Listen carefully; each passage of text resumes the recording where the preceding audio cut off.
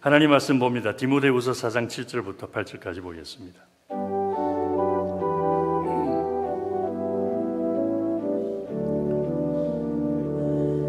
같이 큰 목소리로 읽습니다. 시작. 내가 선한 싸움을 싸우고 나의 달려갈 길을 마치고 믿음을 지켰으니 이제후로는 나를 위하여 의의 면류관이 예비되었으므로 주 곧 의로우신 재판장이 그날에 내게 주실 것이니 내게만 아니라 주의 나타나심을 사모하는 모든 자에게니라. 아멘. 기도하겠습니다. 아버지 고맙습니다. 오늘도 부족한 저희들을 통하여 어두움의 악한 세력들을 물리치게 하여 주옵시고 아버지의 거룩한 나라를 세우심을 찬양하며 감사를 드립니다. 우리의 부족한 입술에서 나오는 찬양이 하나님의 나라를 세우는 아름다운 일이 됨을 늘 인식하며 오늘도 주님 앞에 나와 주의 이름을 불러 예배하는 자들을 통하여 하늘의 권세를 이루옵시고 주님의 능력을 나타내시옵소서. 악한 세상에 주님의 나라가 아직도 건재함을 보여주옵시고 주님 오늘도 살아계셔 능력으로 역사하시며 믿는 자들을 축복하시는 분이심을 보여주시옵소서.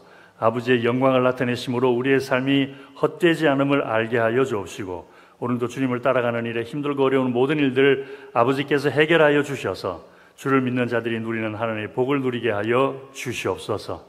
오늘도 육신의 질병 가지신 분들 아픈 중에도 주님께 나왔습니다. 머리부터 발끝까지 나사렛 예수 이름으로 모든 연약함 사라지게 하여 주옵시고 성령의 거룩하게 하심으로 온전케 하여 주시옵소서. 삶 속에 여러 가지 많은 아픔 속에서도 주님을 찬양합니다. 염려 근심 속에서도 주님께 감사를 드립니다. 여러 가지 많은 두려움 속에서도 주님을 신뢰하는 마음들을 기억하여 주셔서 하늘의 축복으로 넘치게 하여 주옵시고 예수님을 찬양하며 하나님의 영광을 보는 기쁨이 있게 하여 주시옵소서. 간절히 바라오며 예수님 이름으로 기도하옵나이다. 아멘. 할렐루야. 지난 1974년에 중국의 어느 마을에 굉장한 가뭄이 닥쳤습니다. 그래서 논밭에 물을 줄 수 없을 만큼 너무너무 힘든 기근이 닥쳐서 그 마을에 있던 농부 한 사람이 하다못해 기다리다 못해 우물을 파기로 작정을 합니다.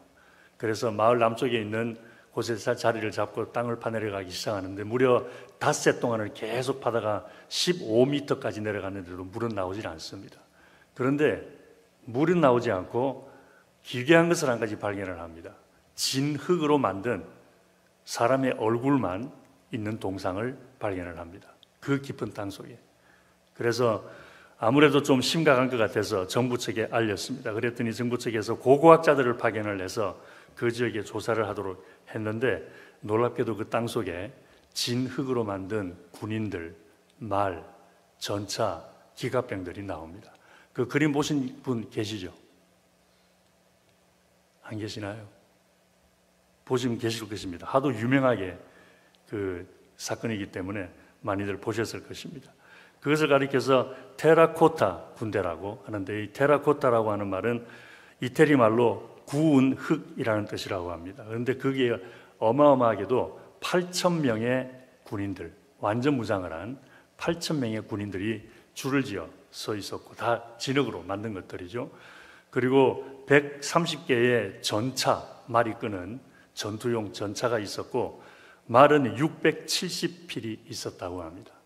어마어마한 숫자입니다. 모두 진흙을 빚어서 불로 구워 만든 것들이었죠. 그래서 중국 고고학자들은 중국의 첫 번째 황제인 진시황이 죽었을 때에 죽음 후에도 그 진시황을 보호하도록 하기 위하여 그렇게 많은 군인들을 만들고 말을 만들고 전차를 만들어서 진시황과 함께 묻은 것이 그때의 발견이 되었던 것입니다.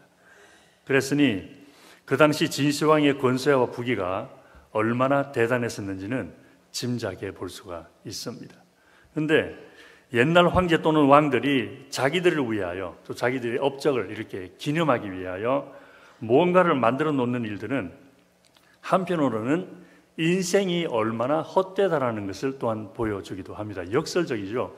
내 인생이 헛되지 않을 것이다라는 것을 기억하고 남기기 위해서 뭔가를 만들어 놓는데 그게 역설적으로 거꾸로 인생이 얼마나 헛된 거라는 것을 보여주는 그런 또 증거가 되기도 한다는 것입니다.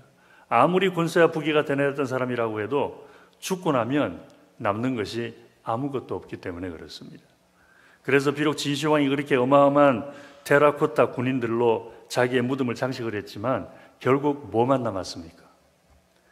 관광객들의 눈요깃거리만 남았습니다. 사진 찍고 좋은 거 봤다, 그것으로 끝입니다. 근데 그렇게 자기의 업적을 남기려는 노력은 진시황뿐만이 아니죠. 모든 사람들은 크든 작든 인생을 사는 동안에 무엇인가 남기고 싶어 합니다.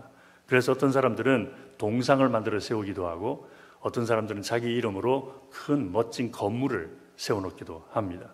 그렇지만 아무리 멋있는 것을 만들어 놓는다고 하더라도 조금만 세월이 지나고 나면은 별로 큰 의미가 없어져 버립니다. 남는 것은 아무것도 없기 때문에 그렇습니다. 근데 그렇게 무엇인가를 남겨버리고 애를 쓴 사람들은 남긴 것이 아무것도 없는데 아무것도 남기지 생각하지 않고 열심히 살았던 사람 중에 뭔가 어마어마한 것을 남긴 사람이 있습니다. 오늘 본문을 기록한 사도 바울인데 이렇게 놀라운 고백을 합니다. 내가 선한 싸움을 싸우고 나의 달려갈 길을 마치고 믿음을 지켰으니 이제후로는 나를 위하여 의의 면류관이 예비되었으므로 주 곧 의로우신 재판장이 그날에 내게 주실 것이다. 이런 고백을 합니다. 무슨 말이냐면은 하나님께서 사도 바울의 삶을 인정해 주실 것이라는 겁니다. 세상 사람들이 인정해 주는 것이 아니라 하나님께서 인정해 주실 것이다. 그래서 승리의 면류관을 나는 받을 것이다 하는 이런 굉장한 고백을 합니다. 다른 말로 하면은 그의 인생은 절대 헛되지 않을 것이고 남는 인생이 될 것이다 라는 것을 말하고 있는 것이죠. 근데 여기에 사도 바울의 인생에 놀라운 이유가 있습니다. 왜냐하면 사도 바울은 인간적으로 봤을 때에 뭐 한 게 아무것도 없어요. 세상적으로 봤을 때에는 뭐 하나 남겨놓은 게 아무것도 없습니다. 링컨 대통령처럼 정치적으로 무슨 큰 업적을 남긴 것도 아니고 이순신 장군처럼 적들로부터 나라를 구한 것도 아니고 세계적인 사업에 성공해가지고 나라의 경제에 크게 이바지를 한 것도 아니고 마틴 루터 킹 주니어처럼 사회적으로 무슨 큰 변화를 주도한 것도 아니고 한 게 아무것도 없습니다. 그런데도 불구하고 그런 세상적인 업적을 이룬 사람들도 하지 못한 말을 합니다. 하나님이 나에게 승리의 면류관을 주실 것이다. 할렐루야. 우리 사랑하는 성수기의 성도님들, 이런 고백 확신을 가지고 할 수 있는 분들 되기를 주의 이름으로 축원합니다. 하나님이 나에게 승리의 면류관 주실 거야. 분명히 주실 거야. 그럼 어떻게 해서 사도 바울은 이런 확신에 찬 말을 할 수가 있었을까? 세상 사람들은 자기의 노력을 몰라주어도 하나님은 자기의 노력을 알아주실 것이라는 것을 알았던 것입니다. 그럼 사도 바울은 하나님이 그렇게 자기의 인생을 알아주실 것을 어떻게 알았을까? 오늘 본문 7절에서 자기의 인생에 대해서 스스로 이렇게 고백을 하죠. 내가 선한 싸움을 싸우고 달려갈 길을 마치고 믿음을 지켰다. 이렇게 고백을 합니다. 세 가지 말합니다. 첫째, 선한 싸움을 싸웠다고 하는데 이것은 하나님의 기쁨과 영광을 위하여 살았다는 것입니다. 여러분, 세상을 살아가면서 할 수 있는 가장 선한 일은 하나님 섬기는 것입니다. 할렐루야. 불쌍한 사람을 돕는 것도 선한 일이고 어려운 이웃을 도와주는 것도 선한 일이고 여러 가지 사회에 이익이 되는 좋은 일들을 만회하는 것도 선한 것이지만 가장 선한 일은 하나님의 기쁨과 영광을 위하여 사는 것입니다. 다른 세상적으로 선한 일을 아무리 많이 해도 하나님의 기쁨과 영광을 위한 삶이 아니었으면 아무 소용이 없는 것이죠. 그래서 내가 선한 싸움을 싸웠다라고 하는 말은 온전히 하나님의 기쁨과 영광을 위하여 내가 살려고 최선을 다했다라는 고백입니다. 두 번째는 달려갈 길을 마쳤다라는 것입니다. 사명을 완수했다라는 거죠. 하나님께서 나에게 맡긴 사명, 복음 전하는 일에 최선을 다했다. 그리고 마지막 세 번째로 믿음을 지켰다라고 말합니다. 끝까지 하나님을 신뢰했다라는 것입니다. 그래서 사도 바울의 인생을 종합을 해보면 이렇게 됩니다. 하나님의 기쁨과 영광을 위하여 복음을 전하는 동안 힘들고 어려운 일들을 믿음으로 견디어내었다라는 것입니다. 할렐루야. 하나님의 기쁨과 영광을 위하여 복음을 전하는 동안에 힘들고 어려웠던 모든 일들을 오직 주님을 믿는 믿음으로 견디어내었다는 것입니다. 그런데 이 세 가지 중에서 한 가지 의아한 것이 있습니다. 사도 바울의 인생 목적이 하나님의 기쁨과 영광이었다는 것은 충분히 이해할 수 있습니다. 크게 어려운 것이 아닙니다. 당연한 거네, 그렇게 생각할 수 있는 거죠. 또 하나님의 기쁨과 영광을 위하여 나에게 맡긴 복음 전파의 사명을 최선을 다해서 감당을 했다라고 하는 것도 충분히 이해가 되는 부분입니다. 그런데 세 번째로 믿음을 끝까지 지켰다라는 말은 조금 의외입니다. 왜냐하면 믿음을 끝까지 지켰다라고 하는 말은 믿음을 끝까지 지키지 못했을 수도 있다라는 뜻이기 때문에 그렇습니다. 믿음을 끝까지 못 지킬 수도 있었는데 내가 믿음을 끝까지 지켰다라는 그런 이야기죠. 이 부분이 조금 이해하기 어렵습니다. 사도 바울은 다른 것은 몰라도 예수님에 대한 것만은 분명하고 확실한 사람이었습니다. 그래서 다른 사람들은 믿음 지키기가 너무 힘들어 그래도 사도 바울만큼은 그런 말하면 안 돼요. 너무 예수님을 경험을 놀랍게 많이 했기 때문에. 다메섹 도상에서 부활하신 예수님의 음성을 직접 들었습니다. 예수님을 개인적으로 분명히 만났습니다. 그 만남이 얼마나 충격적이었던지 예수님은 종교적인 사기꾼이라고 하면서 예수님을 십자가 못 박아 죽이는데 앞장섰던 사람이 예수님이야말로 참 하나님의 아들이시고 죄인들의 구원자라는 것을 목숨 바쳐가며 외칠 정도로 예수님을 분명하게 극적으로 경험을 합니다. 뿐만 아니라 성령의 능력을 받은 사람이었죠. 사도 바울이 기도하면 병자가 그 자리에서 고침을 받습니다. 귀신들이 도망갑니다. 심지어 사도 바울의 손수건을 가져다가 아픈 사람 위에 얹으면 그 사람이 고침을 받습니다. 얼마나 놀라운 능력입니까? 그 정도로 사도 바울은 예수 그리스도를 믿는 일에 분명했을 뿐만 아니라 담대했습니다. 영적인 능력과 권세가 많았기 때문에. 그랬다면 다른 건 몰라도 최소한 믿음을 지키지 못하는 일은 없어야 됩니다. 그게 너무 힘든다라는 말을 할 수가 없습니다.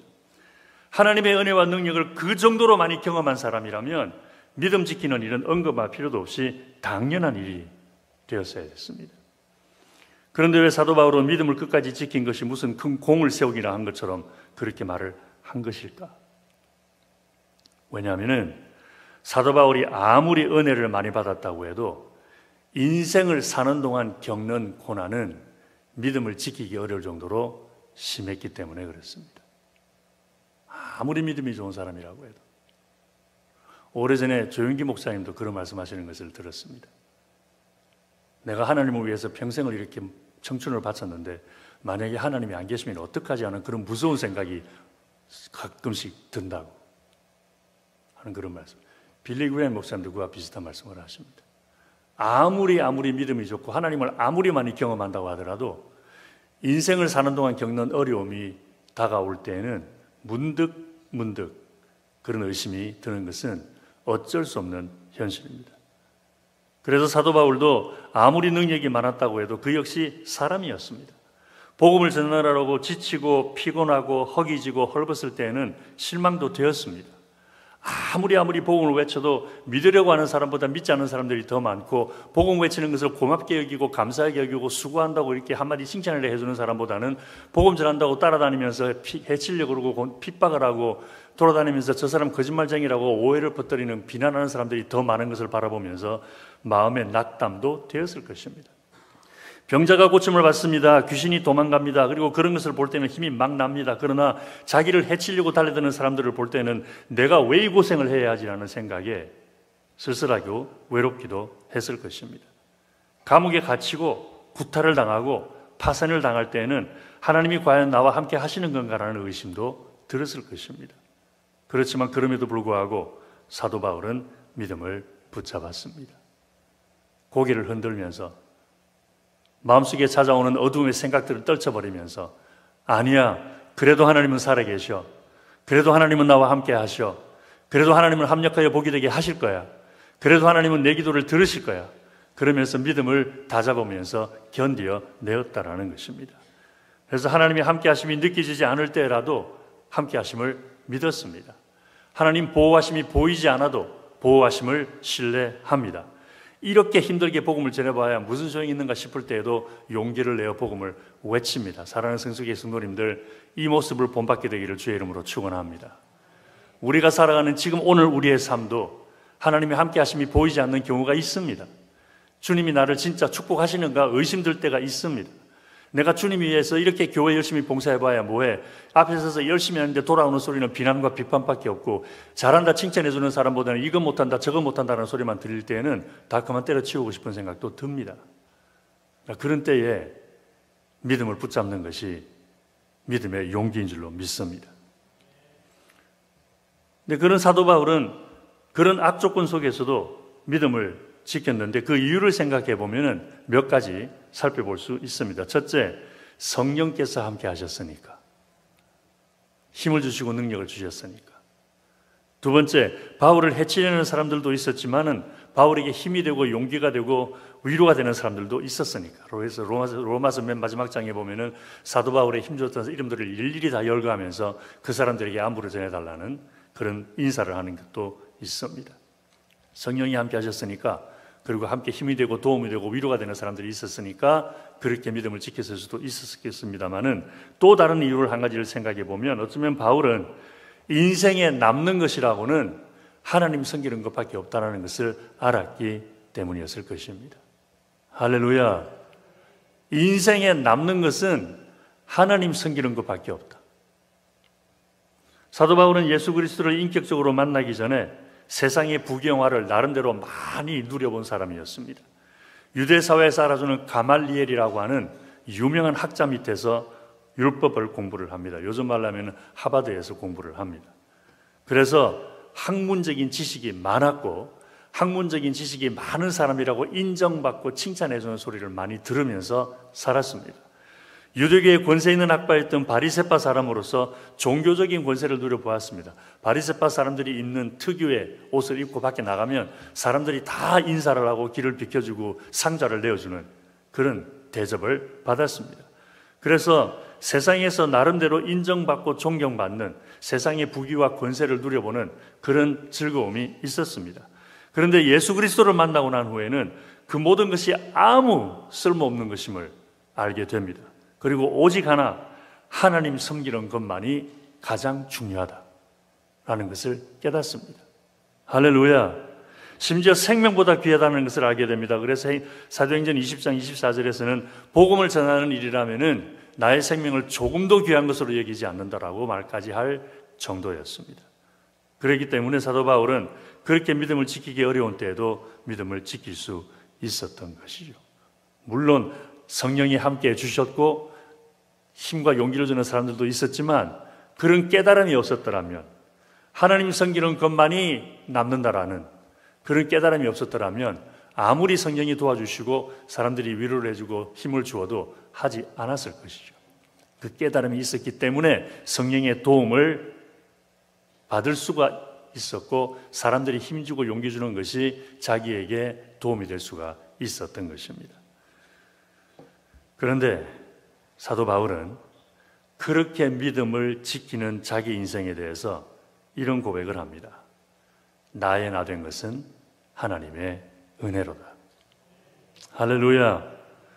자기가 그렇게 어려운 중에도 믿음을 지킬 수 있었던 것은 하나님의 은혜였다라는 것입니다.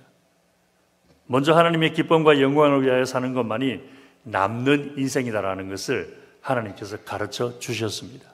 그 가르침부터가 하나님의 은혜였습니다. 그리고 그렇게 하나님의 기쁨과 영광을 위하여 살 수 있도록 하나님께서 자기에게 주신 사명을 충성을 다하여 열심을 낼 수 있도록 힘과 지혜와 능력을 하나님이 주셨습니다. 그것도 은혜였습니다. 그래서 사도 바울은 자기가 헛되지 않은 인생을 살 수 있었던 것은 하나님의 은혜라고 고백을 했던 것입니다.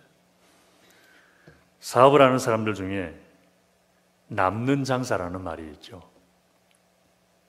크게 사업을 하든 자그마한 구멍가게를 하든 장사를 해도 남는 것이 있어야 장사할 맛이 있다는 의미겠죠. 근데 하다못해 구멍가게 같은 조그만 장사를 해도 남는 장사가 되어야 하는데 80년, 90년, 요즘은 100세 시대를 바라본다고 그러는데 거의 100년을 살아가는 세월 가운데 살아가는 그 인생이 뭐 남는 게 있어야 될 것 아닙니까? 그래서 당신 인생 사는 동안 남은 게 뭐예요? 그랬을 때 뭐 자식 낳은 것밖에 없네. 그런 인생이 너무 허무하지 않습니까? 아쉽게도 세상의 부귀영화만 가지고서는 남는 인생이 되지 못합니다. 오죽했으면 전무후무한 부귀의 권세를 누렸다는 소도몬조차 헛되고 헛되다라는 말까지 했겠습니까? 그렇지만 아무리 헛된 인생이라고 하더라도 하나님은 우리의 인생을 보람되게 만들어 주실 수 있습니다. 힘들게 살아가는 인생이 결코 헛되지 않고 남는 인생이 되도록 은혜를 내려 주십니다. 그러므로 사도 바울처럼 하나님의 기쁨과 영광을 위하여 하나님을 섬기는 일에 힘쓰면서 어려운 중에도 끝까지 하나님을 신뢰하십시다. 그래서 헛된 인생이 아니라 남는 인생이 되는 우리 모두가 되기를 주의 이름으로 축원합니다. 기도하겠습니다. 고마우신 아버지 하나님, 우리같이 연약한 인간들, 아무리 발버둥을 쳐도 죄악의 수렁 가운데에서 빠져나올 수 없는 그런 부족한 저희들을 부르사 성령으로 채워주시고 말씀으로 교훈하시고 믿음으로 인도하여 주셔서 하나님의 길을 가게 하심을 감사를 드립니다. 헛된 인생을 보람되게 하시는 주님의 그 은혜를 사도 바울에게 보여주신 것을 말씀을 통하여 오늘도 주셨사오니 다시 한번 마음을 다짐하며 사도 바울처럼 선한 싸움을 싸우고 달려갈 길을 마치고 믿음을 지켰다라고 하는 일에 확신이 가득하기를 원합니다.